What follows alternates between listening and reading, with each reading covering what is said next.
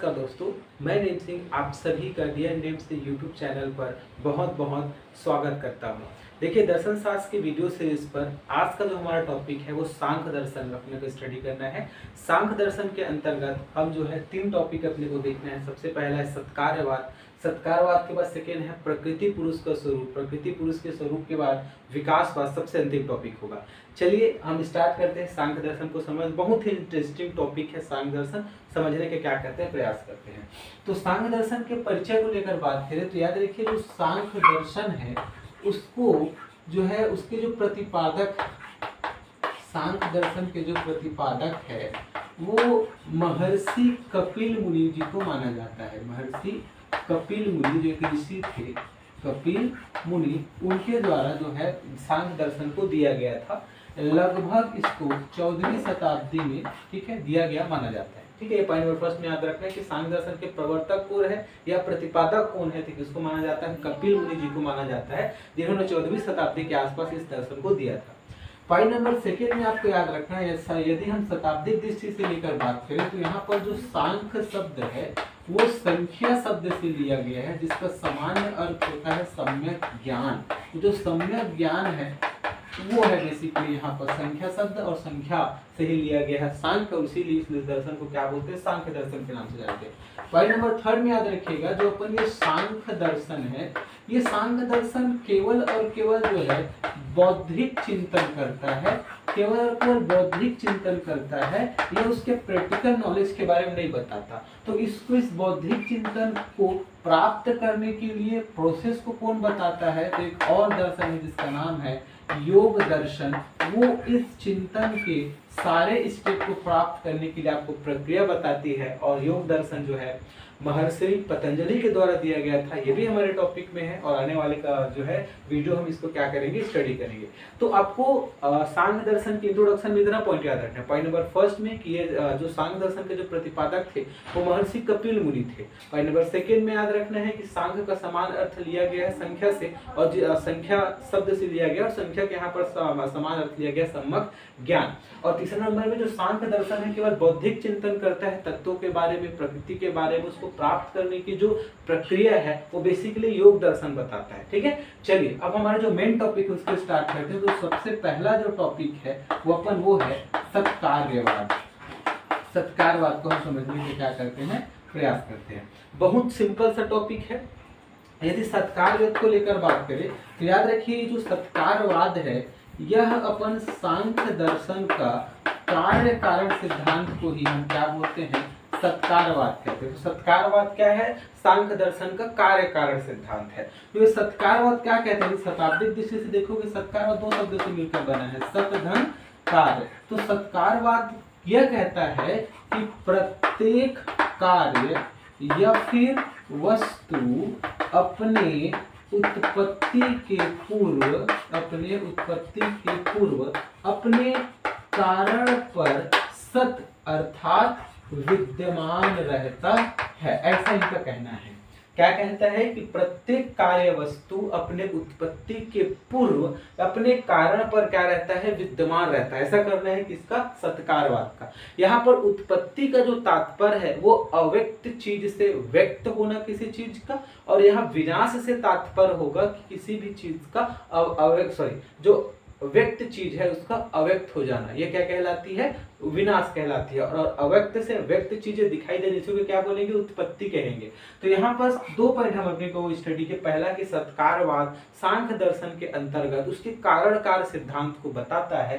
Point number second में सत्कारवाद क्या कहता है कि प्रत्येक कारण या फिर कार्य अपने उत्पत्ति के पूर्व अपने कारण पर क्या रहता है? सत्य या फिर विद्यमान रहता है। जैसे कि एग्जाम्पल के थ्रू यदि हम समझने का प्रयास करें तो जैसे कि हम बनाना चाहते हैं घड़ा, तो जो घड़ा है यदि कोई वस्तु है या कार्य है तो अपने उत्पत्ति से पूर्व अपने कारण मिट्टी में क्या रहता है? विद्यमान रहता है। दैट मींस जो मिट्टी रूपी जो कारण है उस पर जो घड़ा रूपी कार्य है वो सदैव क्या रहता है? या फिर अपनी उत्पत्ति के पूर्व क्या रहता है? विद्यमान रहता है। हम जानते हैं मिट्टी से क्या बनता है? घड़ा बनता है। ये कॉन्सेप्ट है। पॉइंट नंबर सेकेंड में इसके अलावा और भी एग्जांपल ले सकते हैं, जैसे कि जो दही है वो एक वस्तु है, कार्य के रूप में इसको ट्रीट करें तो वो अपने उत्पत्ति के पूर्व अपने कारण किस पर, दूध पर विद्यमान रहता है। तो दूध रूपी कारणमय जो दही रूपी कार्य है वो क्या रहता है, पहले से विद्यमान रहता है, यह इसका कहना है। ठीक है, जो मिट्टी से घड़ा बना, तो घड़ा वस्तु है और वो अपनी उत्पत्ति के पूर्व मिट्टी में विद्यमान था, किस रूप में, अव्यक्त फॉर्म पर। उसी को जब हमने व्यक्त कर दिया तो क्या बन गया, घड़ा बन गया। जैसे कि दही एक कार्य है, अपने कारण दूध पर पहले से ही वो विद्यमान रहता है अव्यक्त फॉर्म पर, जैसे वो व्यक्त हो जाता है तो दही में कन्वर्ट हो जाता है। जैसे कि मैं बात करूं ये चाक होल्डर, पहले से अपने कारण प्लास्टिक पर विद्यमान था अव्यक्त फॉर्म पर, इसको हमने व्यक्त किया तो क्या बन गया, चाक होल्डर बन गया। तो इस प्रकार से इसका कारण क्या है, प्लास्टिक है, और ये पहले भी अपने कारण पर विद्यमान था। दही का कारण, दही कार्य, इसका कारण क्या है, दूध, वो दूध पर पहले से विद्यमान था लेकिन अव्यक्त रूप पर। घड़ा यहाँ पर कार्य है, वो पहले से विद्यमान था किस पर, मिट्टी पर, लेकिन किस फॉर्म पर था, वो अव्यक्त फॉर्म पर। उसी को जब हम व्यक्त कर देते तो क्या बन जाता है, घड़ा। तो इसलिए अपन जो सत्कारवाद कहता है कि प्रत्येक कार्य वस्तु अपने उत्पत्ति के पूर्व अपने कारण पर क्या रहता है, सत्य या फिर विद्यमान रहता है। अब यहाँ पर ध्यान देंगे तो देखिए तीनों एग्जांपल में सबका कारण एक नहीं है भाई। मिट्टी से आप दही नहीं बना सकते, मिट्टी कारण है, उससे आप चाक होल्डर नहीं बना सकते। तो यहाँ कहने का तात्पर्य है कि प्रत्येक कार्य के लिए अलग अलग क्या रहती है, अपने कारण रहता है। अर्थात कोई विशेष कार्य यदि अपने को का चाहिए, कोई विशेष वस्तु चाहिए तो उसका कोई विशेष कारण ही होता है। दैट मीन्स कहने का तात्पर्य है कि विशेष कार्य हेतु विशेष कारण की क्या होती है, आवश्यकता होती है। हर चीज वस्तु का कारण अलग अलग होता है, कोई एक नहीं होता सदैव। ये थोड़ा ध्यान देने की बात है। तो ये बोलता है सत्कारवाद। तो सत्कारवाद में हमने क्या सीखा कि सांख्य दर्शन का जो सत्कारवाद में पॉइंट नंबर फर्स्ट कि जो यह सांख्य दर्शन का कार्य कारण सिद्धांत है। सत्कार पॉइंट नंबर सेकंड क्या है, सांख्य दर्शन का सत्कारवाद यदि आप कोई पूछे तो बताइए पॉइंट नंबर फर्स्ट कि यह सांख्य दर्शन का कार्य कारण सिद्धांत है। पॉइंट नंबर सेकंड में सत्कारवाद के अनुसार प्रत्येक कार्य वस्तु अपने उत्पत्ति के पूर्व अपने कारण में स्वतः क्या रहती है, विद्यमान रहता है या फिर सत रहता है। एग्जाम्पल जैसे कि घड़ा रूपी जो कार्य है अपने उत्पत्ति के पूर्व जो है मिट्टी रूपी कारण में पहले से ही विद्यमान रहता है लेकिन वो अव्यक्त फॉर्म पर रहता है। जैसे दही रूपी कार्य अपने उत्पत्ति के पूर्व दूध पर पहले से ही विद्यमान रहता है लेकिन वो अव्यक्त फॉर्म पर। और चौथा नंबर में याद रखिए कि प्रत्येक का या फिर विशेष कार्य के लिए विशेष कारण की जरूरत होती है। हर कारण अलग अलग कार्य के लिए जो है सेटिस्फाई नहीं होता, अर्थात विशेष कार्य के लिए विशेष कारण की क्या होती है, आवश्यकता होती है। तो ये था सत्कारवाद। सत्कारवाद के बाद हम समझने का प्रयास करेंगे प्रकृति और पुरुष का स्वरूप को समझने का प्रयास किया था। सत्कारवाद के बाद अगला जो टॉपिक है सांख्य दर्शन के अंतर्गत वह है प्रकृति और पुरुष का स्वरूप। चलिए उसको समझने का प्रयास करते हैं। तो प्रकृति और पुरुष दोनों को लेकर बात कर चूंकि टॉपिक है प्रकृति पुरुष का स्वरूप, तो सबसे पहले हम देखेंगे प्रकृति क्या होती है, पुरुष क्या होता है, उसके बाद उसके स्वरूप या फिर विशेषता को लेकर बात करेंगे। याद रखिए जो सांख्य दर्शन है वो पूरे संपूर्ण विश्व या संपूर्ण जगत के उत्पत्ति के लिए दो तत्वों को स्वीकार करता है। एक को कहता है प्रकृति और दूसरे को नाम देता है पुरुष। याद रखिए यदि हम प्रकृति को लेकर बात करें क्या है, तो याद रखिए शताब्दी दृष्टि से लेकर बात करें कि जो प्रकृति है वो दो शब्दों से मिलकर बना है, प्रधन तृति। और प्र का मतलब होता है पूर्व या फिर किसी को क्या बोलते हैं, पहले, और कृति का तात्पर्य होता है निर्माण करना। तो जो निर्माण के पहले अर्थात जो इस जगत के निर्माण के पहले ही क्या था, विद्यमान था, उसको हम क्या कहते हैं, प्रकृति कहते हैं। ये है इसका शताब्दिक दृष्टिकोण। परंतु यदि आपको पूछा जाए प्रकृति क्या है, तो प्रकृति वह है जिसमें सूक्ष्म वस्तु से सूक्ष्म अर्थात सूक्ष्म से सूक्ष्म और बड़े से बड़े दैट मीन्स स्थूल से स्थूल को उत्पन्न करने की क्या होती है, क्षमता होती है। उसी को हम क्या कहते हैं, प्रकृति कहते हैं अकॉर्डिंग टू सांख्य दर्शन। तो सांख्य दर्शन के अनुसार प्रकृति क्या है कि वह प्रकृति वह है जिसमें सूक्ष्म से सूक्ष्म या स्थूल से स्थूल पदार्थ को उत्पन्न करने की क्या होती है, क्षमता होती है। इसी को हम क्या कहते हैं, प्रकृति कहते हैं। अब यदि हम प्रकृति के स्वरूप को लेकर बात करें, कौन कौन सी विशेषता है, इसको थोड़ा ध्यान देने का प्रयास करते हैं। तो सबसे पहला चीज हमने बात की, प्रधन की जो निर्माण से पहले ही विद्यमान था, जिसमें सूक्ष्म से सूक्ष्म और स्थूल से स्थूल वस्तु को उत्पन्न करने की क्या होती है, क्षमता होती है। प्रकृति के जितने भी चीजों को देखोगे, आपको दिखेगा वो बोलता नहीं है, वो चलता नहीं है भाई। जितने भी पर्वत है, पहाड़ है, नदी है, दुनियादारी, पेड़ पौधे, ये सारी चीजें, तो माना जाता है कि जो प्रकृति है वो क्या है, अचेतन है, इसमें चेतना नहीं होती। पॉइंट नंबर सेकेंड में कि प्रकृति 3 गुणों से युक्त होती है और 3 गुणों से युक्त होने के कारण ही प्रकृति को त्रिगुणा युक्त या त्रिगुणा युक्त के नाम से जानते हैं, फिर त्रिगुणाई के नाम से जानते हैं, त्रिगुणाई।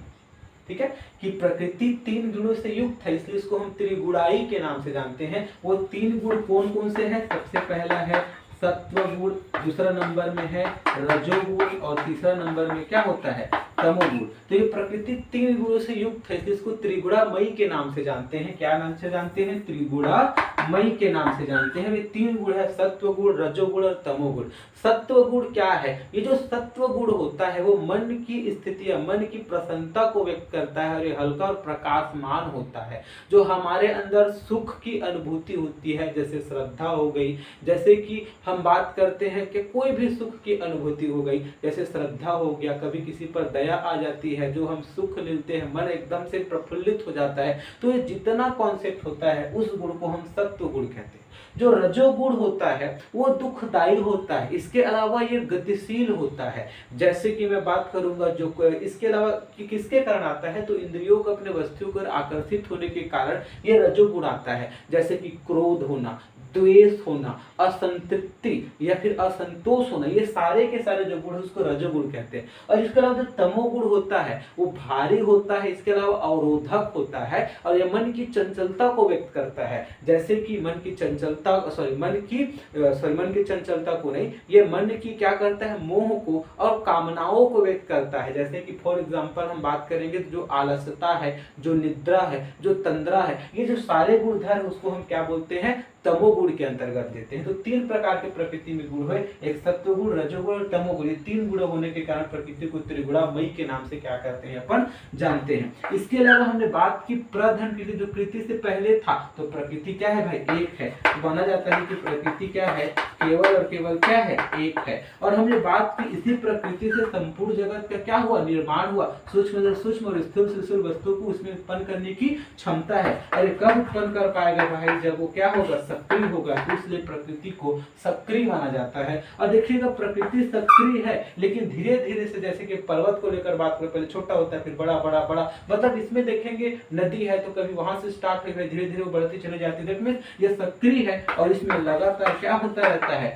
परिवर्तन होते रहता है। तो प्रकृति एक है और इससे संपूर्ण जगत का निर्माण हुआ, इसलिए क्या है, सक्रिय है। और सक्रिय है तो इसमें लगातार क्या हो रहा है, परिवर्तन हो रहा है, इसलिए प्रकृति क्या है, परिवर्तनशील है। और आप देखेंगे कि जितने भी अपन नॉलेज है, जितना हम टेक्नोलॉजी देख रहे हैं, इससे पहले भी बहुत सारी चीजें हमने बनाई, वो सारे के सारे प्रकृति से क्या है, प्रेरित है। प्रकृति को देख देख कर कविताएं लिखी गई, प्रकृति से ही सारे महसूस करके अपना आवश्यकता सारे इन्वेंशन हुए। दैट मीन्स प्रकृति से हम ज्ञान प्राप्त करते हैं। इसलिए बोला जाता है कि जो प्रकृति है वो ज्ञान का क्या है, विषय है। इससे हम क्या करते हैं, ज्ञान प्राप्त करते हैं। और हमने बात की कि प्रकृति से संपूर्ण जगत का निर्माण हुआ है, इसलिए जो प्रकृति है वो क्या है, जगत का आदिकरण है। जगत का जो आदिकरण है, जगत का जो निर्माण किससे हुआ है, प्रकृति से हुआ है। तो यह है प्रकृति। तो यदि आपको कोई पूछे प्रकृति क्या है, तो बताइए प्रकृति का समान अर्थ होता है प्रधन कृति, अर्थात जो जगत के निर्माण के पहले विद्यमान था उसको हम प्रकृति कहते हैं। और एक्चुअल परिभाषा पाई नंबर सेकेंड में बताइए कि वह जिसमें स्थूल से स्थूल और सूक्ष्म से सूक्ष्म वस्तुएं पदार्थ को उत्पन्न करने की क्षमता होती है, उसी को हम प्रकृति कहते हैं। प्रकृति के गुण को लेकर बात करें तो पॉइंट नंबर फर्स्ट में याद रखिएगा, प्रकृति अचेतन होती है। 3 गुणों से युक्त होने के कारण प्रकृति को त्रिगुणामयी के नाम से जानते हैं। 3 गुण क्या है, सत्वगुण, रजोगुण और तमोगुण। पॉइंट नंबर थर्ड में बताया कि प्रकृति एक होती है, प्रकृति सक्रिय है और सक्रिय के साथ साथ प्रकृति परिवर्तनशील है। प्रकृति ज्ञान का विषय है और अंतिम में इसके लिए विशेषता है, चूंकि संपूर्ण जगत का निर्माण हुआ, इसलिए प्रकृति जगत का क्या है, आदिकरण है। दूसरा नंबर में हम बात करें पुरुष क्या है। तो पुरुष क्या है लेकर बात करें तो याद रखिएगा, जिस सत्ता को अनभारतीय दर्शन में आत्मा कहा जाती है, उसी आत्मा को सांख्य दर्शन में किस शब्द से इंट्रोड्यूस किया है, पुरुष शब्द से इंट्रोड्यूस किया गया है। तो आत्मा क्या होती है भाई, इसको आपको थोड़ा ध्यान देना पड़ेगा कि आत्मा, आप जानते हैं कि वेद के अनुसार आत्मा वह है जो चेतना युक्त है। तो जो चेतन युक्त पदार्थ होता है उसी को हम क्या कहते हैं, आत्मा कहते हैं। और जो आत्मा है उसी के कारण हमारे शरीर क्या होता है, चल पाता है। इसलिए जो शरीर नष्ट होता है, आत्मा नष्ट नहीं होता, इसलिए आत्मा को जो है क्या माना जाता है, नित्य और शाश्वत माना जाता है। ऐसे किसी प्रकार का दुख पीड़ा का एहसास नहीं होता, वो तो हमारे शरीर को एहसास होती है, ठीक है। तो इसके कारण जो आत्मा है वही ब्रह्म तत्व की संज्ञा दी जाती है। इसलिए चूंकि वो चेतन युक्त पदार्थ है, इसलिए वह स्वप्रकाशित है, दूसरे से प्रकाशित करने की उसको आवश्यकता नहीं है, और इसी को सचिदानंद स्वरूप माना गया। खैर, तो हम यहाँ पुरुष को लेकर बात करें तो पुरुष में बताइए कि जिस सत्ता को अनभारतीय दर्शन में आत्मा से संबोधित किया गया है, उसी सत्ता को हमारे सांख्य दर्शन ने पुरुष शब्द से इंट्रोड्यूस किया, अर्थात जो चेतन युक्त पदार्थ होता है उसी को हम क्या कहते हैं, पुरुष कहते हैं, जिसे हमारा शरीर क्या हो रहा है, चल रहा है। अब यदि इसके स्वरूप को लेकर बात करें, स्वरूप मतलब इसके विशेषता को लेकर बात करें, तो पॉइंट नंबर फर्स्ट में हमने बात की, इसी से रिलेट करेंगे। ये अचेतन है, परंतु देखिएगा इस आत्मा है तो ये क्या होता है, पुरुष क्या होता है, चेतन होता है। और चेतन होने के कारण, चेतना होने के कारण जो पुरुष है उसमें 3 गुण नहीं पाए जाते, सत्वगुण, रजोगुण, तमोगुण, इसलिए इसको हम जो है त्रिगुणातीत के नाम से जानते हैं। 3 गुणों से परे, त्रिगुणातीत, जिसमें 3 गुण नहीं पाया जाता। इसके अलावा आप देखेंगे कि बहुत सारे आपको जो है जगत में वस्तुएं, जीव जंतु दिखाई देंगे। जैसे कि इंसान में बात करेंगे तो प्रत्येक इंसान के अंतर्गत अलग अलग आत्माएं हैं, अलग अलग चेतनाएं हैं। इसलिए हम बोलते हैं कि जो है अपन जो पुरुष है वो क्या है, अनेक है, क्योंकि प्रत्येक के अंतर्गत आत्मा भी क्या है, अनेक है, लेकिन प्रकृति क्या है, एक है भाई। इसके अलावा हम बात करेंगे कि जो आत्मा है उसको हम क्या मानते हैं, निष्क्रिय मानते हैं। क्यों? क्योंकि उससे जगत का निर्माण नहीं होता, वो जगत के निर्माण में भागीदारी इस एज अ क्या होता है, सक्रियता के रूप में नहीं देता, वो निष्क्रिय होता है। और निष्क्रिय होने के कारण देखिए हम बात कर चुके हैं कि आत्मा में परिवर्तन भी नहीं होता है। आप देखते हैं, आप बोला जाता है कि शरीर नष्ट हो जाता है, आत्मा नष्ट नहीं होती, अर्थात चेतना नष्ट नहीं होती। तो हम बोलते हैं कि ये जो है अपन जो जो पुरुष है वो क्या है, अपरिवर्तनशील है, इसमें किसी प्रकार का परिवर्तन नहीं होता है। पॉइंट नंबर सेकेंड में याद रखिएगा, जो प्रकृति है वो ज्ञान का विषय है। तो ज्ञान कौन लेता है भाई, हमारे चेतना होने के कारण ही हम ज्ञान ले पाते हैं। इसलिए जो पुरुष है उसको माना जाता है कि ये ज्ञाता है और प्रकृति से क्या ग्रहण करता है, ज्ञान ग्रहण करता है। हमने बात की कि जो आत्मा है अर्थात जो चेतना है उसी को पुरुष कहा गया है। और जो आत्मा होती है वो नित्य और शाश्वत है, कभी नष्ट नहीं होती है, वो सच्चिदानंद स्वरूप है, अर्थात न तो कार्य करता है न ही उसको उत्पत्ति का कारण है, वो अपनी उत्पत्ति का स्वयं कारण है, उसकी उत्पत्ति का कोई भी कारण नहीं है, वही तो क्या अंतिम तत्व है। इसलिए ये माना जाता है कि अपन जो पुरुष है वो कार्य कारण सिद्धांत से क्या होता है भाई, परे होता है। ये थोड़ा सा ध्यान देने की बात है। तो यदि आपको पूछा जाए पुरुष क्या है तो आप इंट्रोड्यूस कीजिए पॉइंट नंबर फर्स्ट की पुरुष क्या है लेकर बात करें तो पॉइंट नंबर फर्स्ट में बताएंगे कि जिस सत्ता को अनभारतीय दर्शन में आत्मा कहा गया है, उसी चेतन युक्त पदार्थ को यहाँ पर सांख्य दर्शन में पुरुष कहा गया है। पुरुष के स्वरूप को लेकर बात करें तो पॉइंट नंबर फर्स्ट में पुरुष क्या होती है, चेतन होती है। पुरुष में 3 गुण नहीं होने के कारण त्रिगुणातीत होता है। पुरुष जो हम बात करेंगे अर्थात आत्मा अनेक होती है, ये निष्क्रिय है। इसके अलावा जो है सेकेंड लास्ट में ये अपरिवर्तनशील है।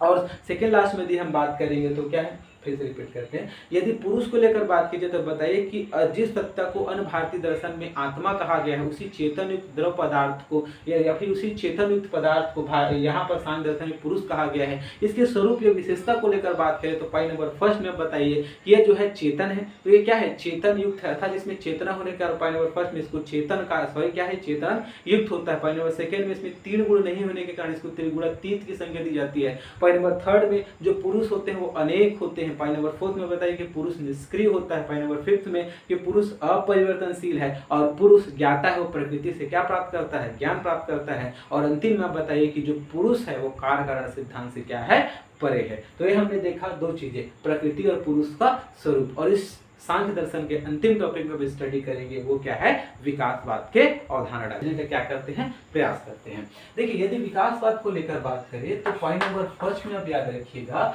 कि पहले चीज को जो सांख्य दर्शन होता है, सांख्य दर्शन जो है ईश्वर के अस्तित्व को स्वीकार नहीं करता, वो ईश्वर को नहीं मानता है।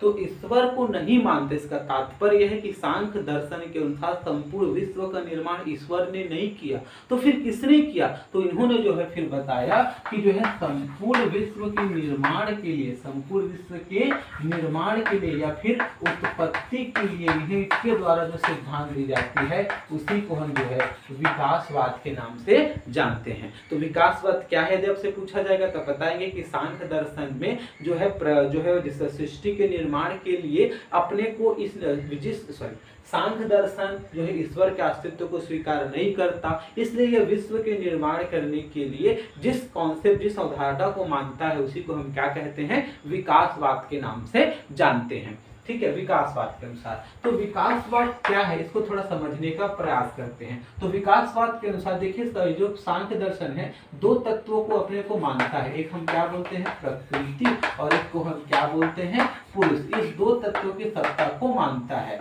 और इसका कहना है कि संपूर्ण विश्व का जो निर्माण इस दो तत्व प्रकृति और पुरुष से हुआ है। लेकिन भाई प्रकृति पुरुष से हुआ है, लेकिन अकेला प्रकृति या अकेले पुरुष से संपूर्ण विश्व का निर्माण संभव नहीं है। क्यों? क्योंकि अपन जो प्रकृति होता है, पहले बात कर चुके हैं, क्या होता है, अचेतन होती, इसमें चेतना ही नहीं होती। जब चेतना ही नहीं होती तो कैसे कार्य करेगी? इसके अलावा पुरुष अकेले जो है सृष्टि का निर्माण नहीं कर सकता, क्योंकि ये क्या होता है, निष्क्रिय होता है। बिना सक्रिय हुए कोई आदमी कैसे संपूर्ण सृष्टि का निर्माण कर सकता है? अर्थात अकेले पुरुष और अकेले जो है प्रकृति से सृष्टि का निर्माण संभव नहीं है। लेकिन प्रकृति और पुरुष जब आपस में मिल जाते हैं तो उन दोनों के मिलने से फिर जो है संपूर्ण विश्व का निर्माण संभव हो पाता है। इसको एक एग्जांपल के थ्रू समझ सकते हैं कि जैसे कि किसी जंगल में आग लगा है और एक लंगड़ा और एक अंधा आदमी है। तो एक लंगड़ा और अंधा आदमी है तो अकेले जंगल को पार नहीं कर सकते। लंगड़ा आदमी देखते रहेगा लेकिन कहाँ जाएगा? जो अपन बात करेंगे अंधा आदमी है उसको महसूस होगा, पैर है, भाग सकता है, लेकिन दिखेगा नहीं, भागेगा कैसे? तो वो अकेले उस जंगल को पार दोनों नहीं कर सकते। परंतु यदि दोनों मिल जाए, अर्थात लंगड़े व्यक्ति को अंधा व्यक्ति यदि अपने कंधे पर बैठा लेता है तो लंगड़ा व्यक्ति क्या होगा, लंगड़ा व्यक्ति देख देख के बताते जाएगा, जो अंधा व्यक्ति चलते जाएगा और दोनों इस प्रकार से जंगल को क्या कर लेंगे, पार कर लेंगे। तो उसी प्रकार से अकेले प्रकृति और अकेले पुरुष से संपूर्ण सृष्टि का निर्माण संभव नहीं है। परंतु जब दोनों आपस में मिल जाते हैं तो फिर संपूर्ण सृष्टि का क्या होता है, निर्माण होता है। इसी कॉन्सेप्ट को हम क्या कहते हैं, विकासवाद के नाम से जानते हैं। तो चलिए देखिए कैसे जो है संपूर्ण सृष्टि का निर्माण होता है, इसको क्रम को समझने का प्रयास करते हैं। तो देखिए सबसे पहले हमने बात की थी प्रकृति से संपूर्ण सृष्टि का निर्माण हुआ। यही क्या है भाई, जिसमें से जड़ से जड़ और स्थूल से स्थूल को उत्पन्न करने की क्या होती है, क्षमता होती है, इसी को हम प्रकृति कहते हैं। तो ये जो प्रकृति है अकेले तो उत्पन्न नहीं कर सकता संपूर्ण विश्व को, तो इसमें क्या मिलता है, पुरुष। और जब प्रकृति और पुरुष आपस में मिल जाते हैं तो फिर विकासवाद की अवधारणा स्टार्ट होती है। तो प्रकृति से है ना भाई क्षमता, स्थूल से स्थूल और सूक्ष्म से सूक्ष्म उत्पन्न करने की। तो प्रकृति से जब पुरुष मिलता है तो सबसे पहला चीज बनता है महत अर्थात सबसे पहला चीज निर्माण होता है किसका, बुद्धि का। बुद्धि के बाद सेकेंड नंबर में जो निर्माण होता है वो है अहंकार का निर्माण होता है। और अहंकार के बाद फिर आगे प्रक्रिया स्टार्ट होती है और फिर बनता है अपने पास एक ठोक मन, और मन के बाद बनता है 5 ज्ञान इंद्रिया। 5 ज्ञान इंद्रियों के बाद बनता है 5 तन्मांत्र। 5 तन्मांत्र और 5 तन्मांत्र के बाद फिर अंतिम में निर्माण होता है पंच महाभूत का। और इन सभी से मिलकर के फिर संपूर्ण जगत का क्या होता है, निर्माण होता है। तो एक तो मन हो गया, आप देखते हैं। इसके अलावा जो महत और बुद्धि है या फिर जो अहंकार है, ये सभी हमारे आंतरिक गुण है, हमारे शरीर के अंदर की बात हो रही है।